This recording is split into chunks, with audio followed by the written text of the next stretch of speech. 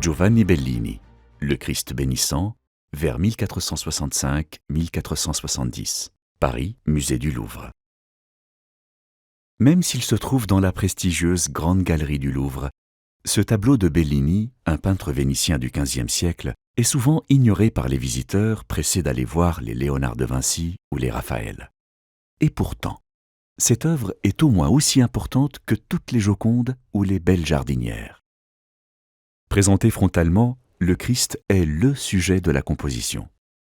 Il se détache devant un paysage visiblement symbolique.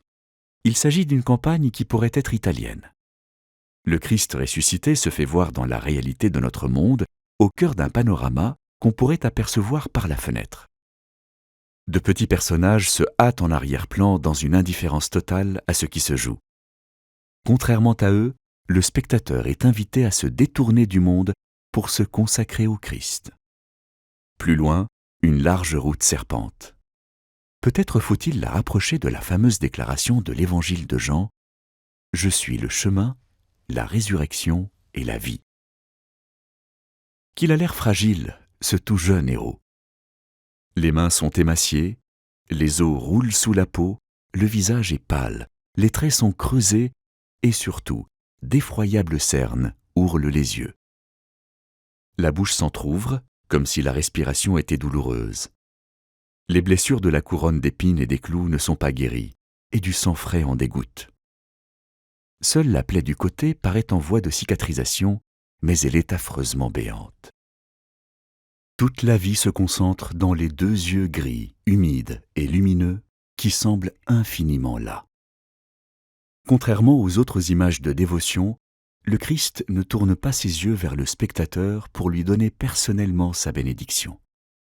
Regardant par en dessous, il fixe au contraire un point qui se situe derrière lui, légèrement en hauteur. Cela donne à la figure cet air un peu perdu, comme s'il se trouvait dans un rêve, mais désoriente par là même celui qui scrute le tableau.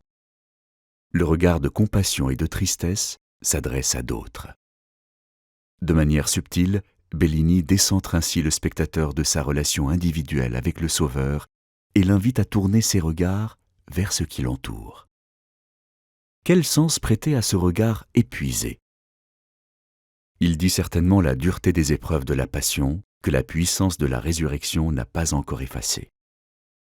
Plus que son corps torturé, ce sont ses yeux qui disent tous les tourments qu'il a dû traverser. Mais il y a également de la tendresse. Ce corps ne semble vivre que par la force de la compassion et de la pitié. Le mot le plus juste serait donc de la mélancolie. Cette humeur sombre, mais aussi créatrice, dont la Renaissance pensait qu'elle caractérisait les artistes et les intellectuels. Même si la main s'élève pour bénir, le visage du Christ s'incline un peu dans un geste d'infinie langueur. Depuis l'art byzantin, la coutume est de représenter le Christ dans une mandorle pour dire le flamboiement de la divinité. Elle peut se résumer parfois à une modeste auréole. Bellini la réduit ici à sa plus simple expression. Quelques traits autour de la tête. Mais il n'abandonne absolument pas l'intention qui présidait à sa présence dans les icônes anciennes.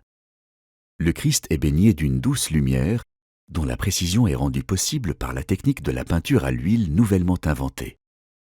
Elle fait ressortir les larmes des yeux, souligne les linéaments du visage et de la bouche, joue avec les cheveux, rebondit sur le galon de la tunique et sur la tranche et les ferrures du livre.